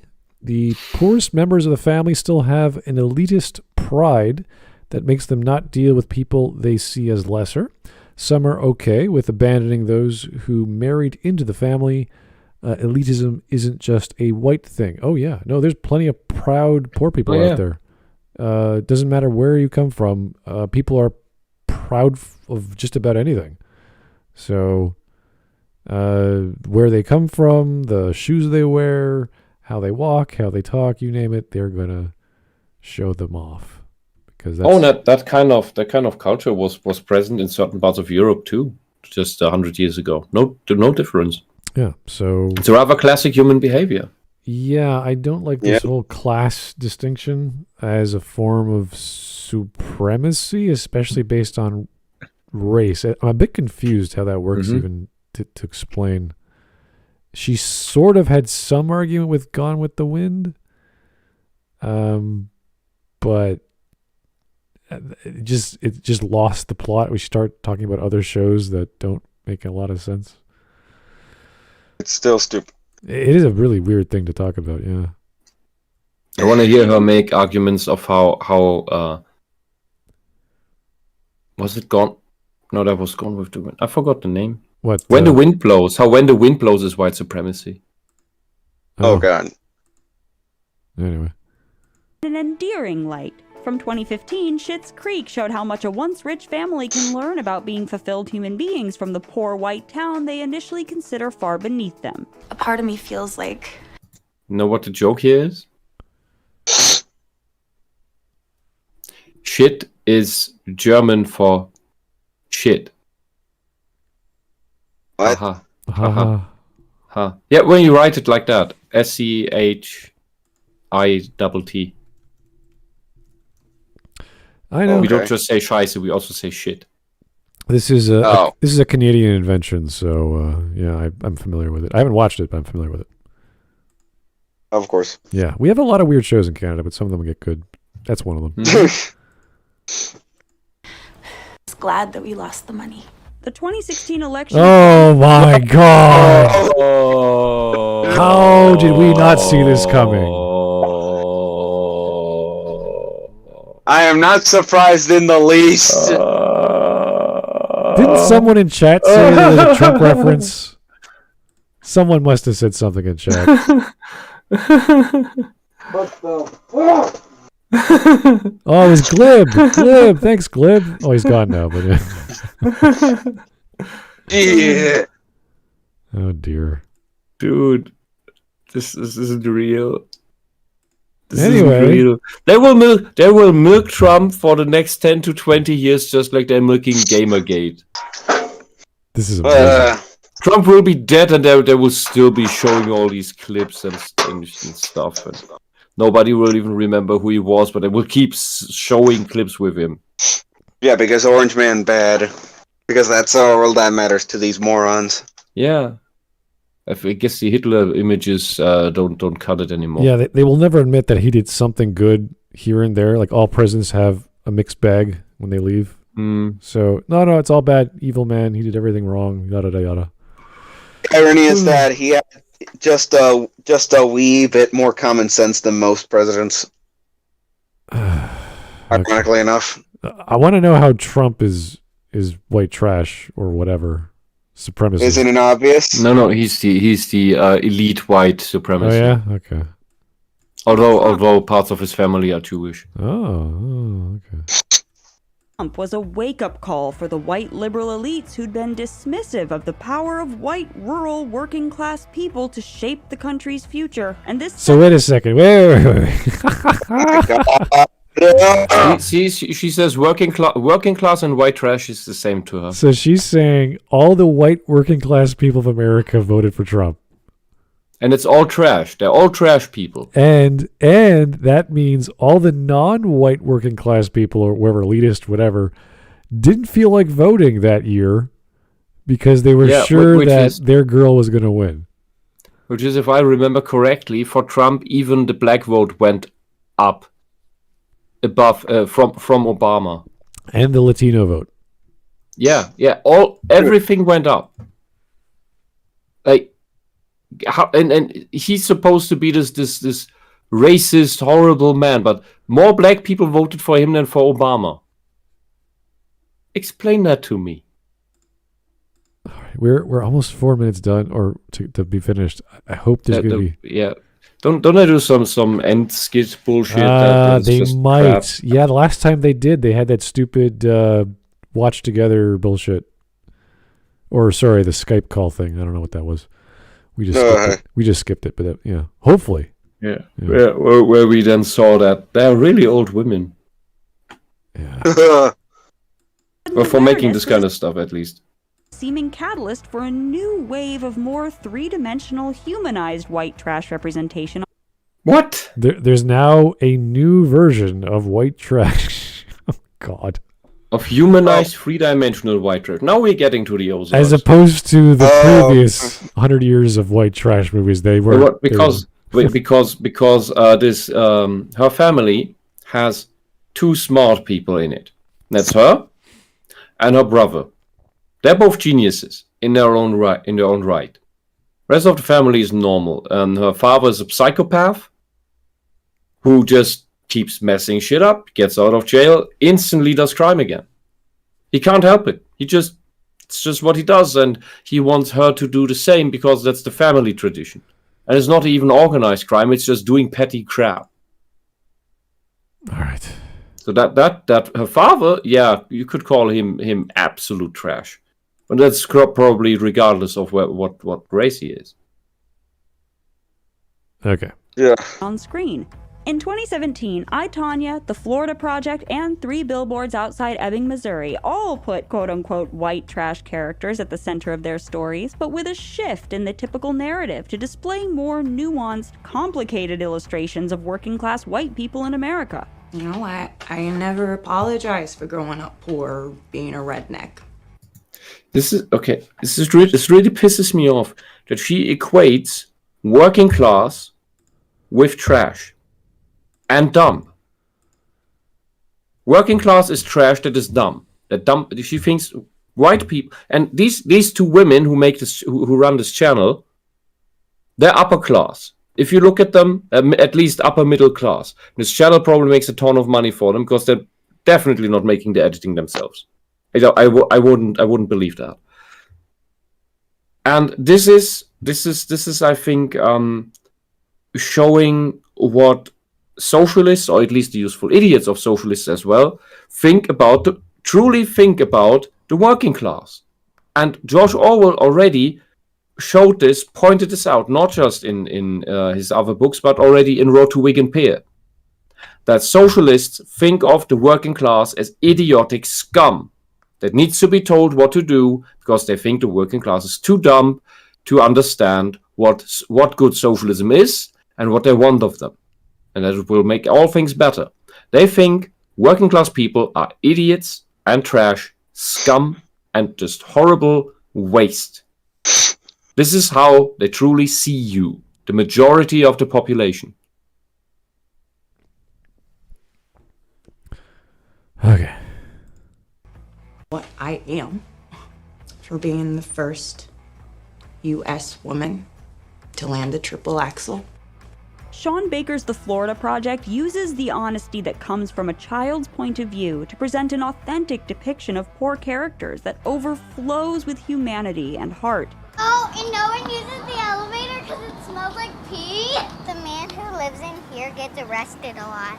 More somber moments capture how Mooney's mom, Hallie, struggles to take care of herself in Mooney due to her youth and unemployment, but her poor choices in no way lessen her love for her daughter.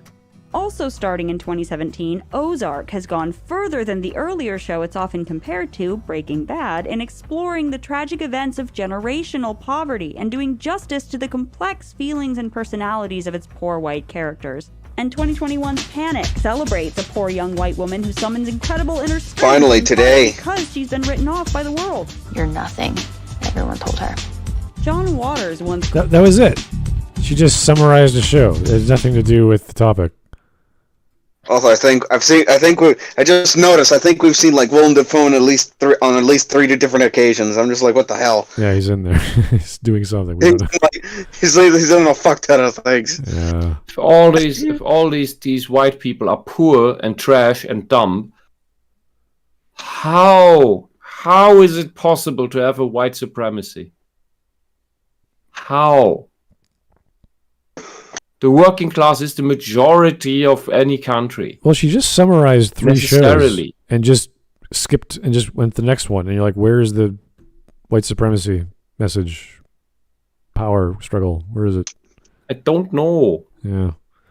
She's just showing us as white trash now. Yeah. Or alleged white trash. I actually stopped writing notes because it's too stupid. There's no point. But I'll post what I got. Like she just is established in the beginning, and I think this is the trick here. She established or tried to establish in the beginning that the inferior white race, the white trash race, is also creating white supremacy in some way, and that's why she keeps showing us white trash people, kind of to prove her point that it's everywhere, and at some point she will tell us what to do about it or something. I don't know. All right, Tyler Preston, thanks for the one. This entire channel reeks of privileged middle-aged white bints who are projecting themselves onto others. Also, to answer Wisp, the black version of white trash is called ghetto trash. Huh. Yeah. I thought it was just ghetto, but okay. But there can be white ghetto trash people. Yeah. And Hispanic ghetto trash people. Hey. Either way. What? It's just... Anyway. There can be Turkish ghetto trash people. Anyway, Germany has a lot of them. We're hitting the 2-minute mark soon, so let's see where she's going to summarize. Called white, the last racist thing you can say and get away with. Even though we are getting more and more stories of poor white characters who are fleshed out and deviate from stereotypes, in some ways, elite white contempt for and stereotyping of lower class, less educated white people is more ferocious than ever due to our polarized political landscape. Proving this mood, Appalachian poverty tale Hillbilly You're Elegy polarizing from it. being hailed by critics in 2016 for capturing the zeitgeist of Trump's rise to being, in its 2020 film adaptation form, panned by critics who seem to have in those few years realized that the story's ethos, which largely blames individual laziness rather than policy and systems, didn't align with liberal values. She just... Yeah, because individual laziness is if you turn it into its opposite, you get individual meritocracy, which is the way out. But you people also keep telling the black people that they should just be individually lazy instead of being meritocratic, because meritocracy is white supremacy. You're the ones depriving people of their ways out and their ways up. Yeah. Mm-hmm. Well, even then, it's a book with someone's opinion, and people didn't like the movie version because it wasn't liberal enough. You're like, what? U.S. liberals aren't liberal. Just stop leaving them the term. They're authoritarian assholes. Okay. Up and quit. You just stop trying. But you got to decide. You want to be somebody or not? Yet as tempting as it is in today's world to dismiss people who you strongly disagree with politically, reducing people to one-dimensional white trash stereotypes in storytelling or life is ultimately self-serving, dehumanizing, and inaccurate. And since it's the elite, upper-class white people who hold most positions of power and influence, it's really their less obvious forms of white supremacy and the systemic racism, classism, and exclusion they preside over that need to be more... Wow, that's a lot of systemic things. Holy shit. Was that Get Out? Was that seriously Get Out? A horror film? Really? Systemic racism, classism. It's like, wow. Where do those happen? How? What are you talking about now? You just threw that in the end of the movie, in the video here. Like, what are we talking about now? When you have a country where there's a dominant, whatever the right term would be, part or demographic, it would be a simple, very, very likely correct assumption that positions of power are distributed relatively similar to the composition of that demographic, of the people of that country. So if you have a majority of white people, as you call them, you will likely see in most positions of government most teaching positions, most acting positions, whatever you wanna say, you will probably see a majority of white people. Same if you go to an Asiatic country and an Asian country, and you will see mostly people from that country in all of those positions. In India, you will mostly see the Indian people in those positions, and so on, and so on, and so on. But you never complain about that. You only complain about it when you see white people in those positions.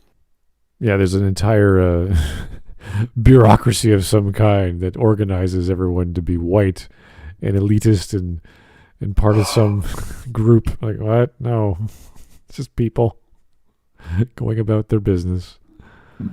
Okay. Anyway, we gotta finish this off. We got less than a minute. Yeah.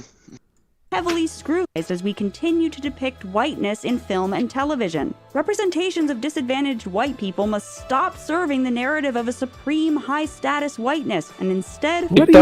What are you talking about? That's like saying when you show poor people in a movie, you're really uplifting the rich in the same movie where they're not depicted. Like, what? No. That's it. That simply is not common sense. Watch any of those films like Wall Street or these films where they have a lot of rich people doing crazy things on the stock market.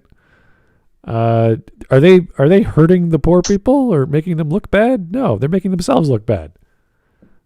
You can only get through with this stupid assertion that if you assume that your audience has seen not a single one of the movies and shows depicted, only then you maybe have a chance that your audience is gobbling this shit up. So I assume this is made for 14-year-olds. Even I've seen barely any of this shit. The most I've seen of anything is like bits and pieces of Pretty Woman, and even I can call most of the bullshit in this video. Oh god, I was laughing off the camera or off the microphone about her mentioning My Fair Lady, and then talking about America when the story takes place in London. Like, it's like wait, like, did she say that? That's so stupid. Like, that's not even worth talking about. That's not even. I dare even say retarded. Everything so relates to obvious. America. Yeah. It's so fucking obvious. She has a Cockney accent. The guy's a British professor. It's like, where do you think it takes place? Anyway, Geo Will, thanks for the 5. Had to actually report a white female coworker. A white? Oh my god. For flipping off another coworker. This counts as harassment purely because the guy had a Trump hat on. Oh my god. Are we still doing that? Are we still getting pissed off that people are wearing hats? I can only assume they bought the wrong DLC. Oh. I can only assume the other they bought the wrong coms. They got a loot box that gave them the wrong cosmetic. Yeah. Now I assume the other guy had the hat on.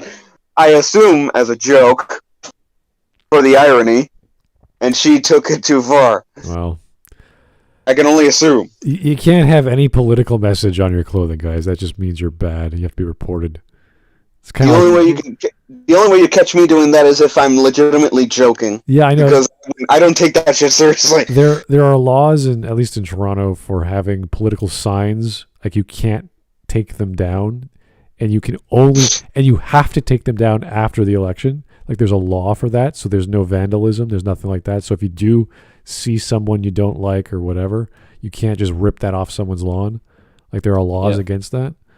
Yeah, you can only say it. That's it. Yeah, and there's technically, if you do that in Germany during elections, there's a 5-year sentence on it. Yeah, it's pretty bad. Like, so, but people wearing their own paraphernalia go crazy. Who cares? It's their own clothing. Who cares? Why would you be offended by that? Yeah, it's for the person being. It's the person in their willingness to do it. Yeah, and I've seen blue hats that sort of make jokes of Trump's "Make America Great Again" slogan. So, if you want to do it your own way, there's options, and I'm sure there's a Shopify store out there that someone is, or an Etsy store, or whatever the format is for publishing your own T-shirts. So. No one's stopping you from expressing yourself, and you should never tell others not to do so, which is just ridiculous. That's just authoritarian. So, anyway, Mr. L, thank you. Love the avatar. Systemic racism, classism, etc. is a white thing, yes? Then why is it a thing in every other nation on every continent in the history of ever? Exactly. Exactly. Yeah, again, just take a quick glance at the Middle East. Mm-hmm.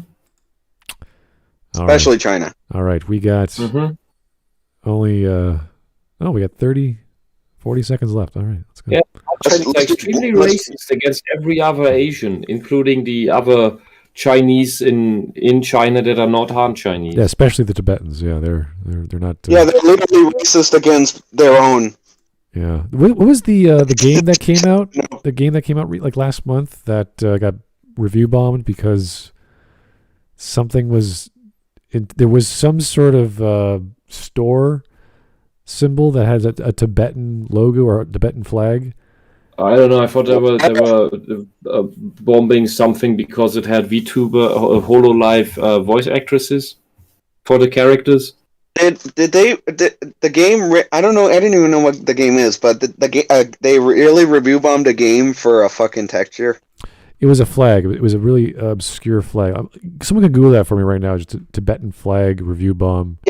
Yeah, can someone confirm that for us before we end this shit already? Yeah, because I remember reading about that a few weeks back, and I was like, "What?" It was a popular game too. It was a big game. So anyway, 30 seconds. Focus on It'd probably be GTA if it wasn't already out. United States with respect and dignity. Trashy Tanya doesn't belong. Your mother doesn't think so. No showing. This is the take on your favorite movies, shows, and pop culture. Oh, Thanks for God. watching, and don't forget to subscribe. Good Lord.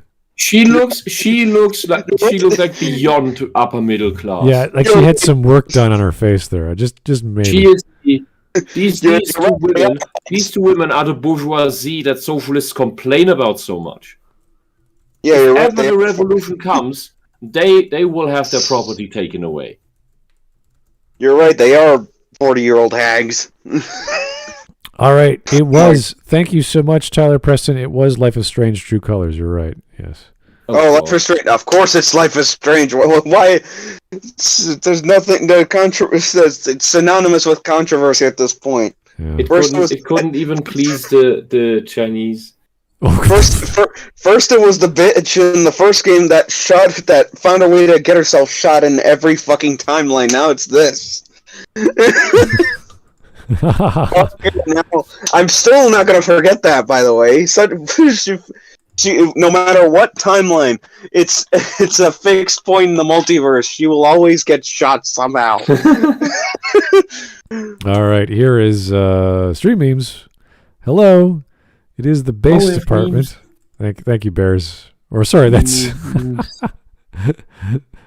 Oh God, that was Mateus. A wall of text. A wall of Walls text. of text. No. I don't want to read that, but you guys can actually just go to the video and read the horrible comments. Yeah, we'll skip that one. Let's just read the first line.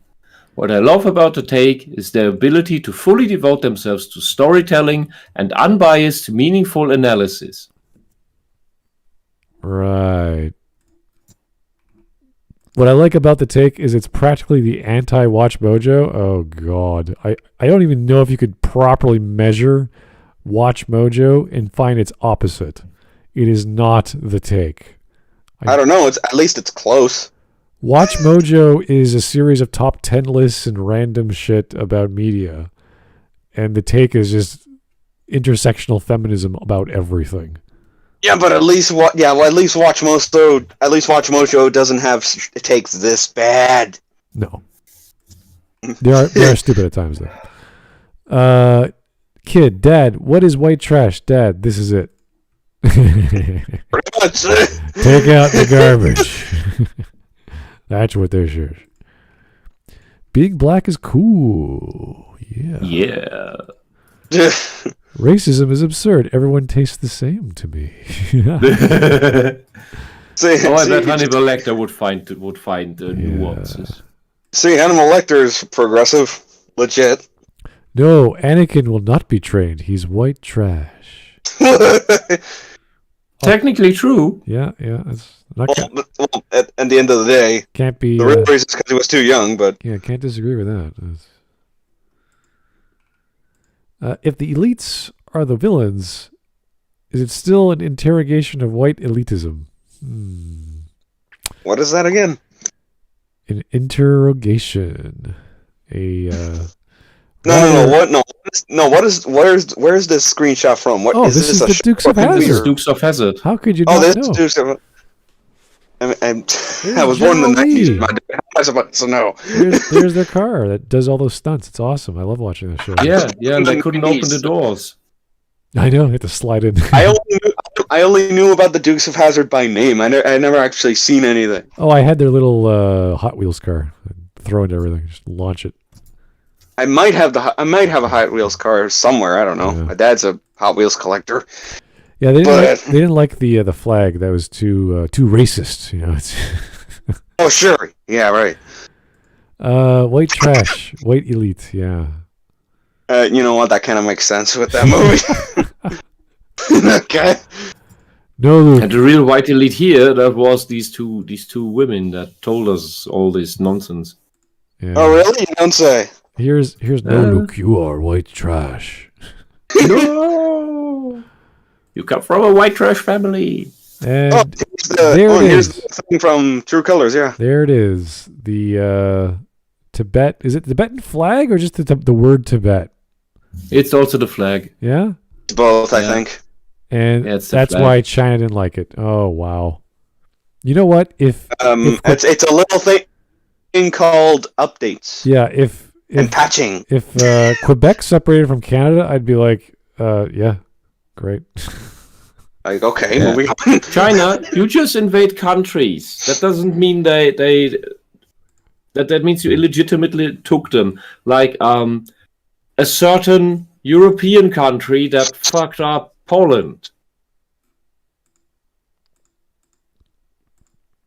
Oh. One more super chat, we call it a night. Thank you, GeoWolf, for the 5. No, the guy was an older gentleman. He plays Santa in a Nightmare Christmas area in my job's Halloween event. I work at a theme park at the moment. Oh, cool. A theme park at the end of summer. That's awesome. Glad you guys are... The Americans, they don't give a shit. I'm going to go to a theme park. Who cares about COVID or laws or regulations? I want to have fun.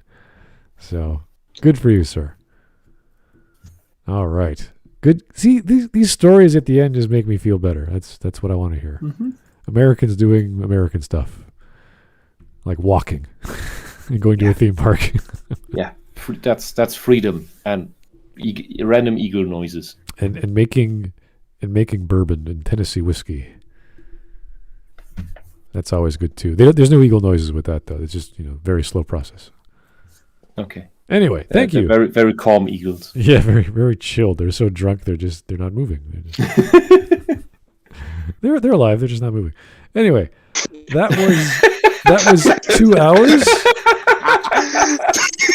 2 hours of the whitest white girls we've ever seen before. The take. Holy crap, those girls scare me. I actually find Maggie Mayfish. The take, more like the bullshit. See, Maggie Mayfish is nuts. But these girls are just scary. Yes. Yeah, there's 2 of them. Yeah. That's on top. I can tolerate weirdness, but scary girls, oh dear, no. And girls, I bet eggs. I bet the editing is done by a white man. Ooh. I that wouldn't surprise me. I would join you in that bet. Yes. Yeah. Okay, guys. Well, thank you so much. That was only 2 hours long. I thought we weren't going to have enough time. But thankfully, it was a lot of fast clips of nonsense that had no comment whatsoever. Even my response I'm going to make is not as long as it should have been because at a certain point, you're like, oh, this is not relevant. This is not even an argument. You're just showing us clips. There's no point to this, which I think is just the same level of crap we've seen the past month, just with a bigger audience. So sad, unfortunately. But hey, that's why we watch this crap, so we, well, I'm not sure why we do it, actually, but it's it's fun at times. I think it's fun to Look at someone the has to. Someone has to point out the crap out there. Not as a critic, but as someone with a thinking, rational mind. If you're only looking at the stuff you like and love, you're never going to know the value of it until you see the stuff which is garbage or horribly done. So yeah. And sometimes through looking at the garbage, you notice some crap you believe in yourself. Sometimes. Because you see it reflected there and think, oh, wait. There's something I like that resembles this so much that I now understand, oh, shit. Yeah. It's like the Shokugeki no Soma character who always tries horrible combinations of food to see, it might be good, but it might be absolute trash, and it usually is horrible. But sometimes it's amazing, or it inspires him to make something even better. So yeah, high-level cooking is a lot of alchemy, if you will. It's figure things out, chemistry experiment. For sure. Yeah, lots of chemistry and physics involved in cooking, and a lot of craft. If you ever wanted to study it or do any recipe, really, it's not just combining ingredients and cooking them. It's chopping and organizing and timing and knowing how cream works under heat and all sorts of other things when it comes to making sure you eat a healthy meal and not a bacteria-infested one or anything like that. So anyway, thank you so much, guys. That was actually not bad. I had a good laugh. So. Yeah, there were some really crazy lines there. Yeah, so... and it got the whiskey out. I haven't done that in months. Oh, well, I'm going to go get a drink myself. Thank you so much for tuning in. We'll talk to you real soon. Have yourself a great